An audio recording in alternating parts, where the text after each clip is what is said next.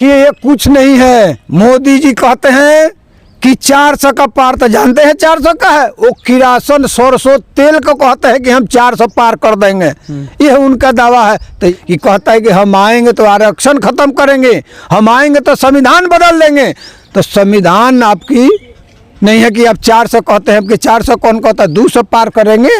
जनता आपको जवाब देगी, धूल चटाने के कार्य करेगी। अच्छा, मोदी जी बताते थे तो कहते थे कि रह गया कि आप गरीबों की आवाज नहीं उठाए, मगरमच्छ आंसू बहाने का कार्य करते हैं, गरीबों की हक मारने का कार्य करते थे, वो लोग है रिश्वत लेने का कार्य करते थे, जो है कि जोरदार से हमने आपका सदन में अपनी बात उठाने का कार्य करता था। तो ये लोग को अखरता था, खराब लगता था कि ये जो है तेज तराज बहुजनों का नेता है और गरीबों को जो है वो लोग हक मारने का कार्य करता था। इसलिए हमने सुना चला कि आपका जो है कि मैदान में हम आएंगे और उनको जनता जो है जवाब देने की कार्य करेगी।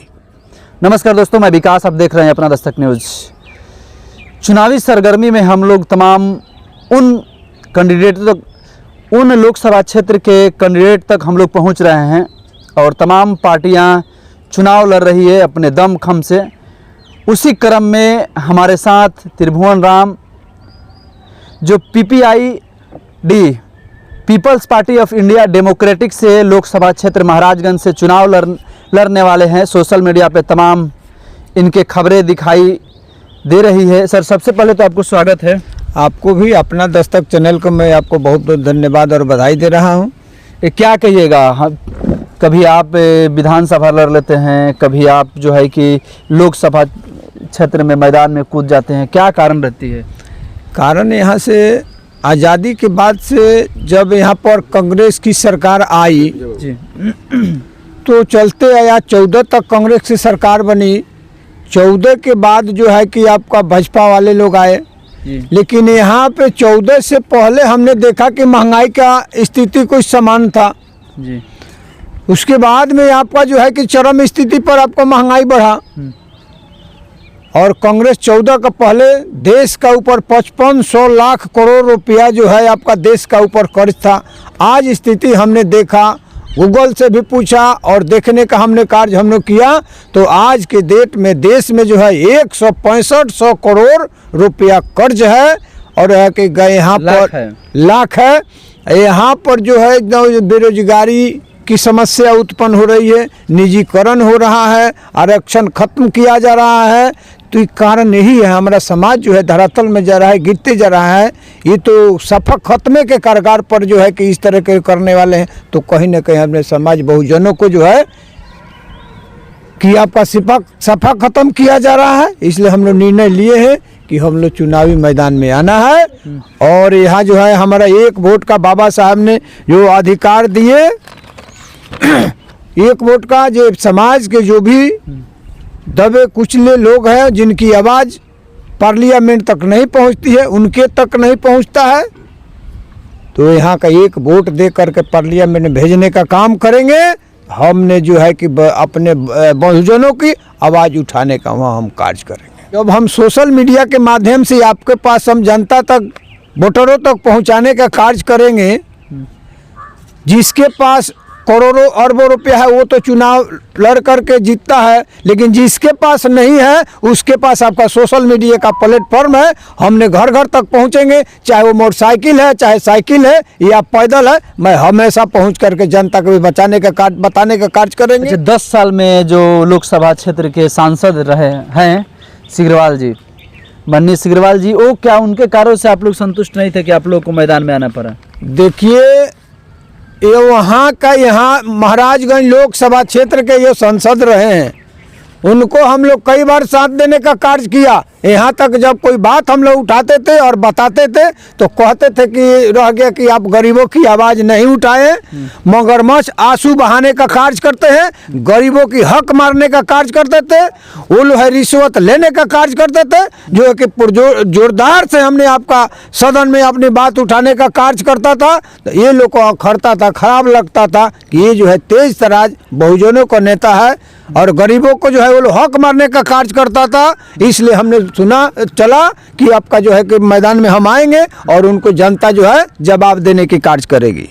क्या उनसे 10 साल का हिसाब किताब नहीं मांगेंगे? देखिए, 10 साल का हिसाब गली गली में जाइए तो रोड टूटा हुआ है, पुल पुलिया टूटा हुआ है, बेरोजगारी बढ़ा हुआ है, महिलाओं के ऊपर अत्याचार होता है। आपने देखा होगा मणिपुर में जो है आपका एक फौजी की औरत को नंगा घुमाया गया, लेकिन यह जो इनके आपका सिग्रवाल जैसे आदमी जो है भाजपा की सरकार में जो बैठे हुए हैं कुंडली मार करके, वो आंख में और कान में लोहे के अपना तेल डाल करके बैठे हुए हैं। आखिर कब तक ले ऐसा होगा?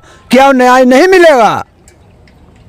बहुत दुखनीय बात है, इसलिए हम लोग को आना पड़ा है। महाराजगंज लोकसभा क्या है आपका एजेंडा क्या है? आपके घोषणा पत्र में क्या देखिए, मैं मोटा मोटी 2-4 देखिए बहुत है। People's Party of India Democratic की चुनाव घोषणा मुख्य बिंदु है मेरा। आरक्षण मापदंड सामाजिक पिछड़ापन होना और किसी प्रकार के कमजोर किए जाने का पार्टी विरोध करेगी। ओबीसी को भी प्रोन्नति में आरक्षण द्वारा प्रतिनिधित्व किया जाएगा। रोजगार के नियमित आधार पर सरकारी नौकरियों में कर्मचारियों की नियुक्ति, नौकरी के आउटसोर्सिंग की और अनुबंध प्रणाली, ठेकेदारी प्रथा को समाप्त करना, श्रमिक के मजदूरी और श्रमिकों की गरिमा को हम लोग बढ़ाए हमेशा रखेंगे। पुरानी पेंशन योजना बहाल करेंगे। शिक्षा का राष्ट्रीयकरण, वैज्ञानिकीकरण, शिक्षा के सभी स्तरों पर पूरे देश के एकमान पाठ्यक्रम का निर्धारण, सभी छात्रों छात्राओं को 12वीं क्लास तक अनिवार्य शिक्षा दिया जाना। मूल्य योजना के अनुसार एससी, एसटी और ओबीसी तथा प्रगति अल्पसंख्यक छात्रों के लिए छात्रवृत्ति राशि, शिक्षा ऋण उपलब्ध कराने की प्रतिक्रिया करना। कृषि क्षेत्र की बजट उच्च कोटि का प्रावधान करना। जमीन और विखंडन को रोका जाना, भूमि का एकीकरण किया जाना। मतलब ये तमाम हमारे तमाम जो है 2 पन्ने का हमारा एजेंडा है। हम आपको बता रहे हैं, ये देखिए, ये लीजिए। और यह जो है कि जनता तकले है, शहर गरीबों तक यह पहुंचना चाहिए। अच्छा, मोदी जी के आगे आप लोग कितना टिक पाइएगा इस लहर में? देखिए, ये कुछ नहीं है। मोदी जी कहते हैं कि 400 का पार, तो जानते हैं 400 का है? वो किरासन सरसों तेल को कहते हैं कि हम 400 पार कर देंगे, यह उनका दावा है। तो ये भूल जाए मोदी जी कि हम कहते हैं कि 400 का पार। अगर हम सभी आपको बहुजनों से, सभी समुदाय के लोगों से कहते हैं आपके चैनल के माध्यम से कि ऐसे सरकार को मुंहतोड़ जवाब देने का कार्य करे कि कहता है कि हम आएंगे तो आरक्षण खत्म करेंगे, हम आएंगे तो संविधान बदल देंगे। तो संविधान आपकी नहीं है कि आप 400 कहते हैं कि 400 कौन कहता है? 200 पार करेंगे।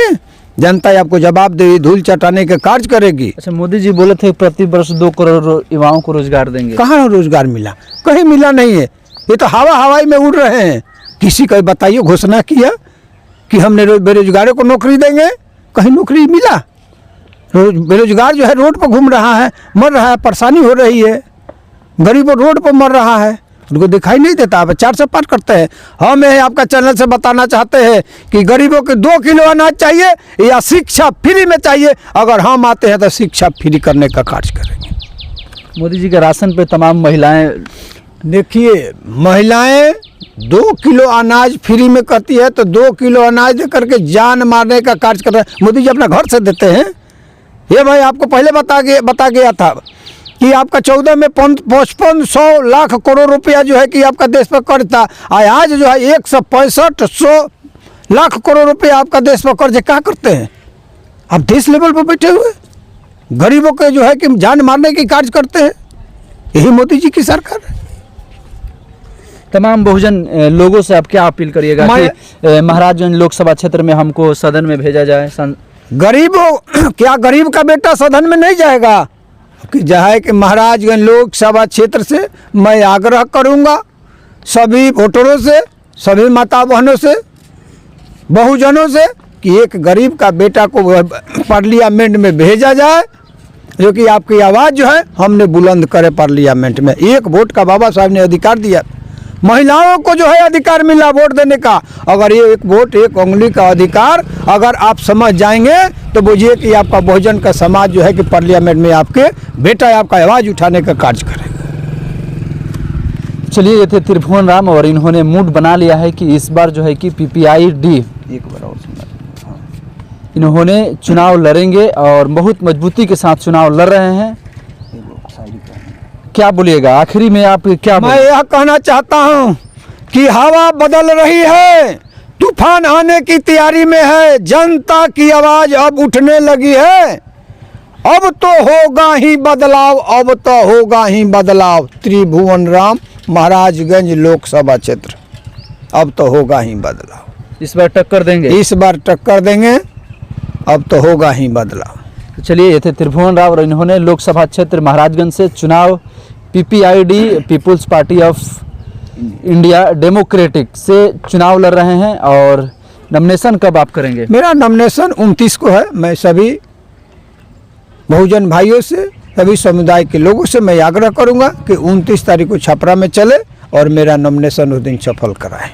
चलिए, बहुत बहुत धन्यवाद। और ये थे त्रिभुवन राव, इन्होंने 29 तारीख को नॉमिनेशन भी करेंगे महाराजगंज लोकसभा में। देखिए इनकी दबदबा कहाँ तक रहती है।